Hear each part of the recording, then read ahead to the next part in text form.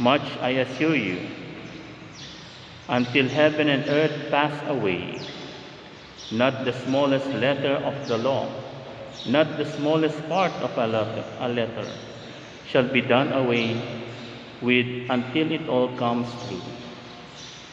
That is why whoever breaks the least significant of these commands and teaches others to do so shall be called least in the kingdom of God. Whoever fulfills and teaches this command shall be great in the kingdom of God. The Gospel of the Lord.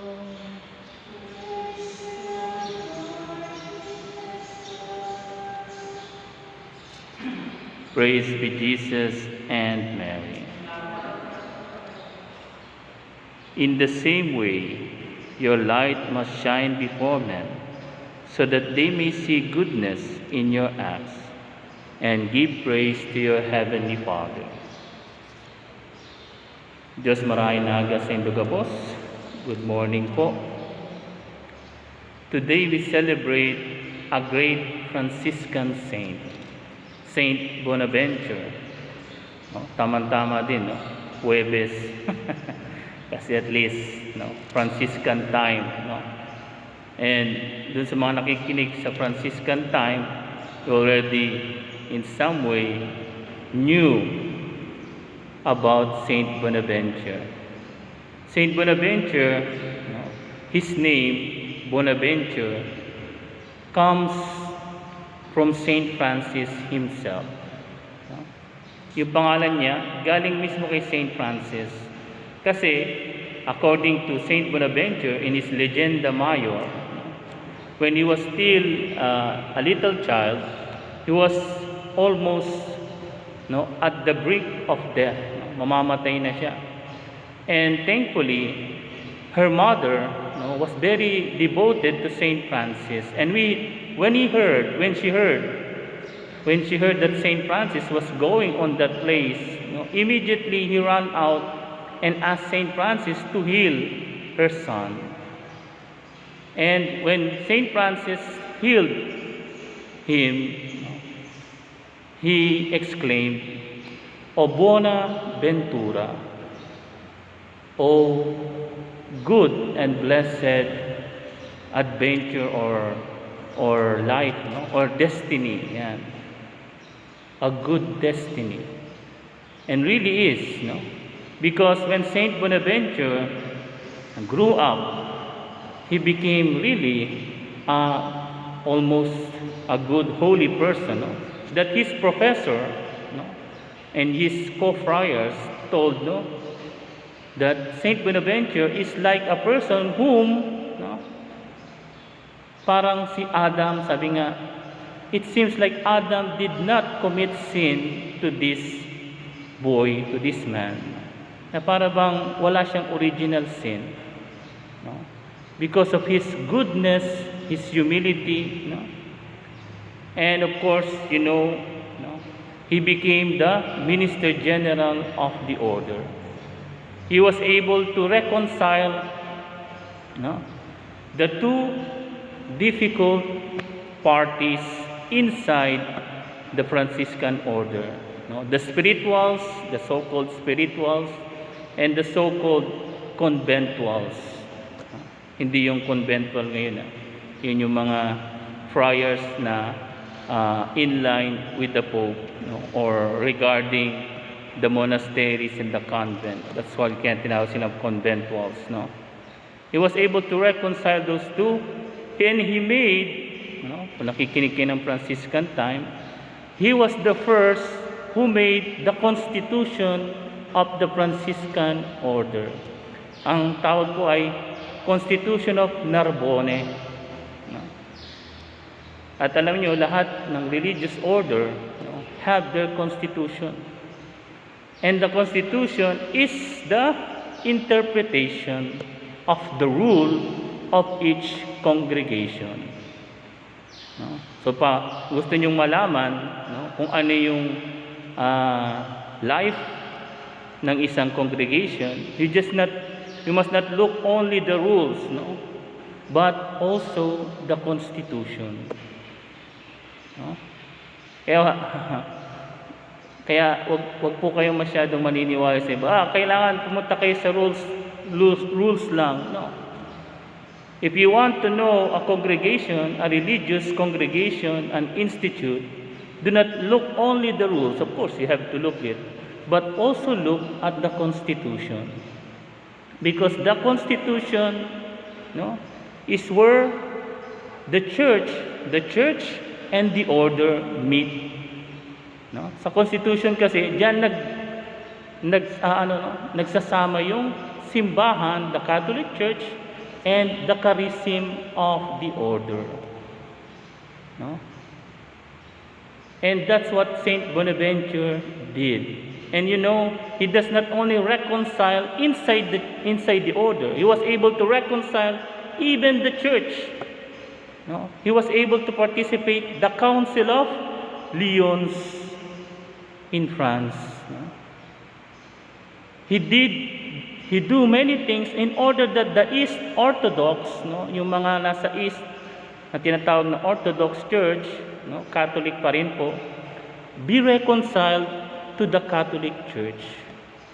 No? He was able to reconcile the Eastern and Rome, the Vatican. No? And sad to say, no, he died during the council. No? Namatay siya. Siguro sa dami na rin ng trabaho ni Saint Bonaventure. And remember, when he attended the Council of Lyon, he was already Cardinal of Albano. Albano is where, kung saan hopefully pupunta si Pope Francis this summer. No? Yun yung summer place ng Pope Albano. No? So he became cardinal there. And at the Council of Lyon, siguro, dahil sa dami ng trabaho niya, he died. I think he was only 40s or the 50s. No? And Sixtus V, if I'm not mistaken, no, said to the entire order, Franciscan order, "What would you have me do? No? For the good of the order, what would you have me do?" And all the order, Franciscan order said, "Make Saint Bonaventure doctors of the church." No? And it's very beautiful, no? Pero kayo, hindi ko alam kung nagbabasa ba rin kayo. No? Basahin niyo yung no? If you can find the document or the bull of Sixtus V, if I'm not mistaken, making Saint Bonaventure doctors of the church. And he said, "For the good of the Franciscan order, I, Sixtus, declared Bonaventure doctors of the church." And he was considered the seraphic doctor. Seraphic doctor. When you mean seraphic, it means love. No? And why? Because his doctrine, his teaching is always centered on love, sa pag-ibig. No? And Saint Bonaventure is a friend, of course, a best friend. No? Like Saint Francis was the best friend of Saint Dominic, Saint Bonaventure is the best friend of sino? Saint Thomas Aquinas. Saint Thomas Aquinas. Both are doctors of the church. And he is also the friend of one saint. Who is that? Saint Louis IX. Again, another saint. Kita nyo? Maraming kaibigan na santo si Saint Bonaventure. No? And remember, that when Saint Thomas was visiting the convent of the friars, he saw Saint Bonaventure in ecstasy, elevated. And he was writing the life of Saint Francis. And when the friar said to Saint Thomas, no, what would you do? No? And Saint Thomas Aquinas said, let us leave the saint to write about the saint. Hayaan natin yung santo na magsulat sa kanyang founder na santo. My brothers and sisters, Saint Bonaventure teaches us that in our life as Franciscan, as a lay, it should be all motivated with love, especially with the love of God. No? And ano nga ba ang ibig sabihin of loving God? Practically speaking. Kasi minsan, napakadaling sabihin, I love God. Mahal ko ang Diyos. No? But Saint Bonaventure is very clear. If you love God, stop committing sin. Do not commit sin, especially mortal sin. No? And also, no, mag-ingat tayo sa mga deliberate, voluntary, venial sin. Alam nyo, sa tingin ko, no? Of course, I'm thinking also of myself, but also of you. How many times every day do we commit deliberate, voluntary, venial sin? No? Minsan, no, pag tinatamad ka, nalala ko yung isang, joke ba yun? No? Nasabi, merong nangungutang, no? Sabi, andyan ba si Aling Tekla? No? Pwede po bang mangutang? Sabi ni Tekla doon sa kanya anak, sabihin mo wala ako. No, mangungutang na naman yan. Sabihin mo wala ako. So, sabi nung anak, Aling Inday, sabi daw po ng nanay ko wala siya. Tanyo? That is one of example of deliberate venial sin. We know that it is sin to lie, na magsinungaling, but we still do it. Be careful po. Mag-ingat tayo. No? Alam mo na, nagbimisa, aalis ka, you know it. But you do it voluntarily. Whatever the reason is, no, hindi mo naman alam ang reason ko. Of course not. Tatanungin ko kayo, pag sinaksak mo yung isang tao, no, pinatay mo, tapos sabi nung uy, bakit mo pinatay? Ay, hindi mo naman alam ang iniisip ko. So can you say na yung ginawa ng taong yun ay mabuti depending on anong iniisip niya? Kahit alam mo na nakita mo na yung ginawa niya ay masama, is the intention valid? Kapag alam mo na nakasaklan ang ginibo mo o magnakaw ka dyan, kahit magandang intention mo, it's still a sin. And remember, ano yung prinsipyo? What is the principle? The end does not justify the means. The end does not justify the means. Para naman sa ikabubuti ng anak ko, para naman sa ikabubuti ni sister, ni ni brother, ni mother, para naman sa ikabubuti ng community, magsisinungaling ako, gagawin ko to, magnanakaw ako. Is it a good thing? No. The end does not justify the means. Kaya nga diba, sagi kong sinasabi, kung mali ito, the end does not justify the means. Siguro naging saint na si Robin Hood. No? Kilala niyo si Robin Hood? No? Anong ginagawa ni Robin Hood? Nagnanakaw sa mayaman para tulungan yung mahihirap.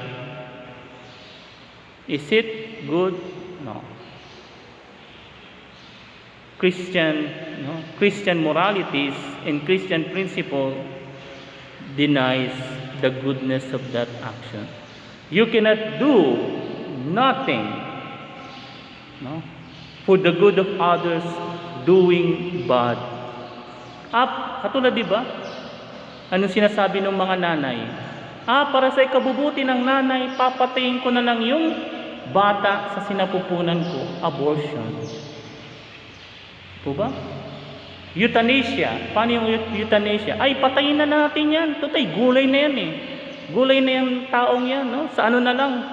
Sa dextrose na lang siya. So patayin na natin para sa ikabubuti rin niya. No. The church does not believe that. No? Total, wala na tayong pambayad. No? Patayin na lang natin. No? See how our world today, yung ating mundo ngayon, is really a world without love. A world without love. Ang pusong bato. Wala nang pag-ibig. Wala nang pag-ibig sa kapwa. And bakit wala na tayong pag-ibig sa kapwa? Kasi wala na tayong pag-ibig sa Diyos. Kasi hinayaan natin na yung kasalanan, yung mga maliliit na kasalanan, especially deliberate venial sin, na mangyari sa atin. And alam nyo, isa pang nakakalungkot, kakaunti na lang minsan ang nagkukumpisal. Confession becomes occasional na lang yung confession ngayon. No, magkukumpisal ako kapag Pasko, kapag bagong taon, kapag Easter, no? O di kaya kung ikakasal ako, magkukumpisal ako. Pag walang binyag, walang kasal, no? Walang Pasko, hindi ako magkukumpisal. No? Nakakalungkot po. This is the sad. And if Saint Bonaventure is living at this very moment, he will cry. Iiyak siya. Sabi, iiyak ang aking pusong nagdurusa. He will cry. Especially regarding us Franciscan. Alam niyo po, bato-bato sa langit. Minsan, mga Franciscan pa, no? They are the ones, no? who is giving bad examples. No? Sana po, wag nating gayahin sila. Wag nating gayahin yung mga Franciscan who is giving bad examples. And minsan, yun nga, katulad ng sinabi ko, some Franciscan already know that fra or that brother, that sister is giving bad examples, and instead na wag gayahin, yung pang ginagaya. No? Sabi nga, ano ba yan? No? Alam mo nang mali yung example ng brother na yun, yung sister na yun, yung pang gagayahin. Kasi ganin naman siya. Sad to say. And sometimes we do it deliberately. We know that it is wrong, and yet we do it. Saint Bonaventure, tulungan niyo po kami. Help us. Help the Franciscan order today, especially the first, the second, and the third order, to really live your doctrine, to really live the spirit of Saint Francis, to live really the poverty, the true poverty that Saint Francis did, and is interpreted by Saint Bonaventure. Kaya nga, mga tugang, no, let us pray to Saint Bonaventure for the FFI, for all the Franciscans of the Immaculate, no, for all the Franciscan order, no, the minors, the Capuchins, the conventuals, the Third Order regular, the Third Order secular. No. Let us live the teaching of Saint Bonaventure. Let us imitate Saint Bonaventure, and let us avoid deliberate venial sin, and especially mortal sin, if we really love God. Praise be Jesus and Mary.